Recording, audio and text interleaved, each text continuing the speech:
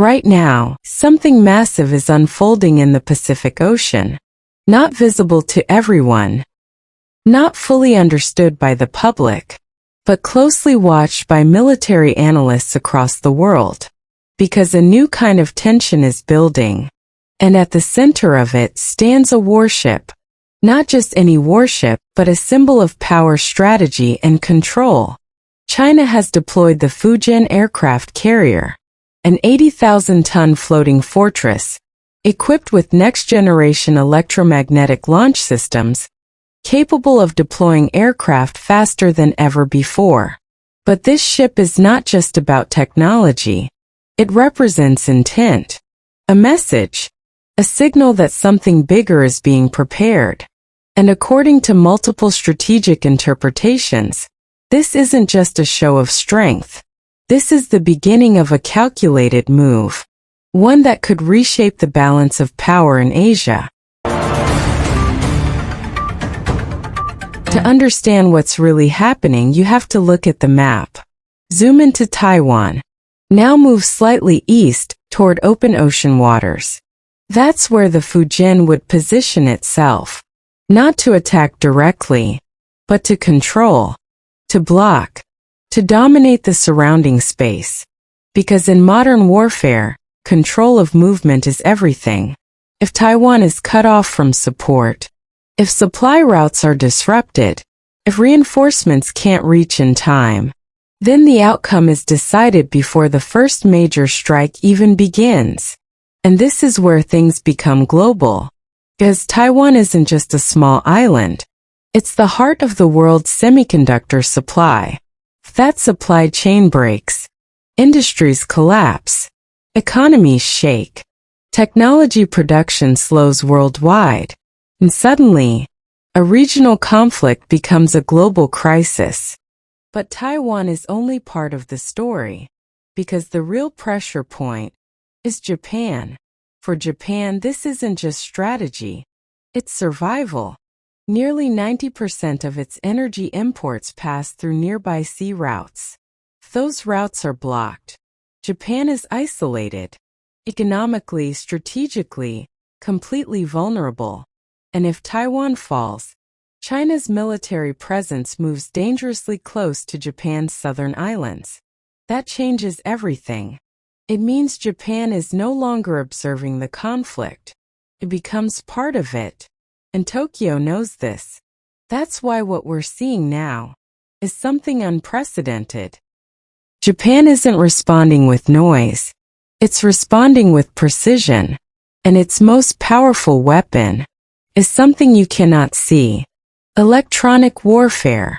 At the center of this strategy is the Kawasaki E-2 electronic warfare aircraft. This aircraft doesn't destroy targets physically. It destroys their ability to function. Radars become useless. Missile systems lose tracking. Communication networks collapse into silence. Imagine launching a missile and suddenly losing control mid-air. Imagine a fighter jet flying blind. But Japan didn't stop at electronic warfare. It moved into something even more advanced. Something that feels like it belongs in the future.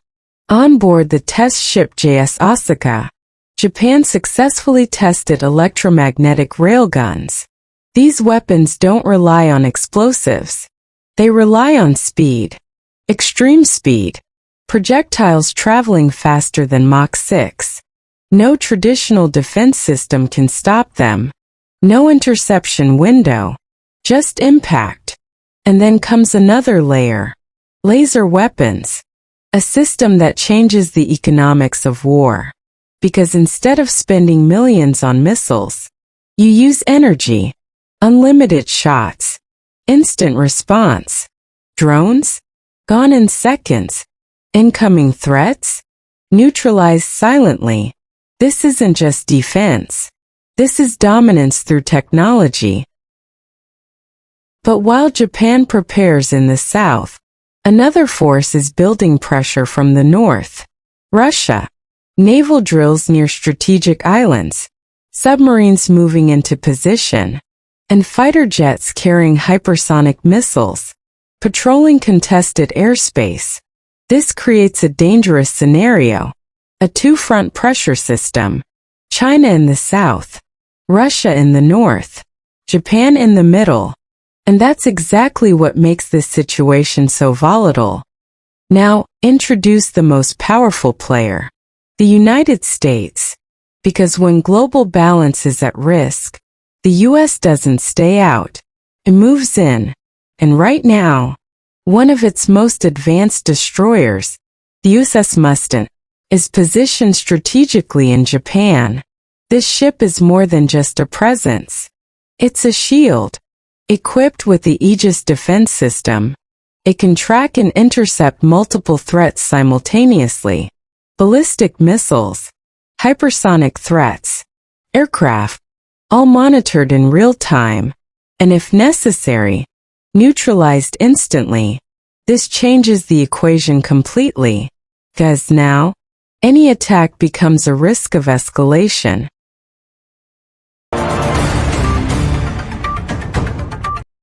Step back and look at everything together. China building a blockade, Japan deploying advanced defense systems, Russia applying pressure, the United States reinforcing the region. This is no longer a simple conflict scenario. This is a multi-layered standoff. And in such situations, the greatest danger isn't always intentional action. It's miscalculation, a radar glitch, a misinterpreted signal, a delayed response. One small mistake can trigger a chain reaction. So now the world watches, closely, carefully, waiting, because everything is in place. The strategies, the weapons, the alliances. But one question remains. Who makes the first move? And when they do, what happens next? Will this tension fade? Or will it ignite something far bigger? Because history has shown, moments like this don't stay quiet forever. What do you think?